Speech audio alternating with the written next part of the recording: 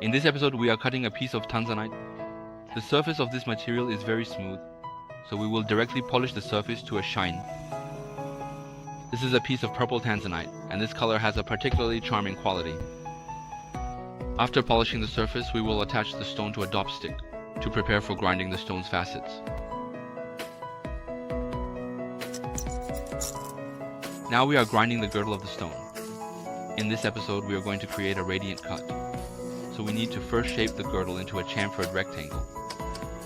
It's like this. It might not be very intuitive to see it this way, but that's okay. Once we finish grinding the current 2 layers, the shape will become very clear.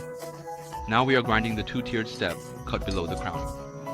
And this is what it looks like when both layers below the crown are completed. Now we are grinding the 3rd layer of the crown. The crown has only 3 layers in total. This way, the entire crown is completed, and this cut is really beautiful. Now we are polishing the crown. The polishing order is to first polish the 2 lower layers, and then polish the upper layer. I won't go on too much here, just briefly talk about this cut. Since its inception, the radiant cut has been hailed as a miracle in gemstone cutting, making it irresistible. Its 1.25 to 1 length to width ratio produces a brilliance that is exceptionally dazzling from all angles. Additionally, this rectangular cut showcases a clean and unconventional look, distinctly different from other cuts. Most importantly, choosing a radiant cut of the right size will make our fingers appear particularly slender. In short, it looks beautiful. This way, the entire crown is completed. This color is so beautiful, it's so attractive that it's even a bit sexy. After the entire crown is completed, at this point, longtime fans should know that we're going to flip the stone. We need to turn the polished half to the bottom to prepare for polishing the pavilion of the stone.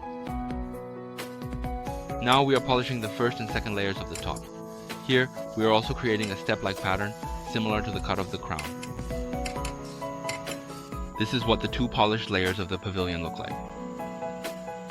Now we are polishing the 3rd layer of the top, which is a cross-section similar to a scissor shape. This completes the 3rd layer of the pavilion. This layer supports most of the brilliance of the entire stone. Now we are polishing the 4th layer of the pavilion.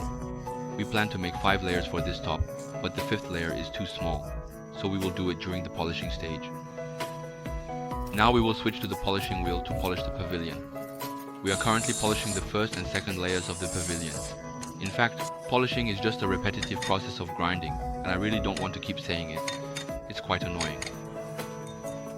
This is what the 2 polished layers of the pavilion look like. Let's not talk about polishing anymore, let's discuss Tanzanite. Actually, Tanzanite is quite famous in the gemstone world. It has always been referred to as the purple gold sacks among gemstones. But it seems that no gemstone can escape being associated with love. Tanzanite is no exception, like the famous Heart of the Ocean in Titanic, which is made of Tanzanite. Of course, speaking of this movie, my focus has always been on the scene where Leonardo DiCaprio is drawing out. But what bothers me the most is the carriage scene that wasn't shown. For someone like me who loves art and has a strong spirit of exploration, it's really a bit unbearable. Every time I think about it, I still feel a sense of dissatisfaction. This directly led to me losing interest in explaining how to polish the stone. So let's fast forward and take a look at the effect under natural light. There's no need to praise the refraction and fire, it's truly dazzling. Does this color remind you of irises, and in turn remind you of a painter, a Dutch post-impressionist master, Van Gogh? If it does, that would be wonderful. Goodbye.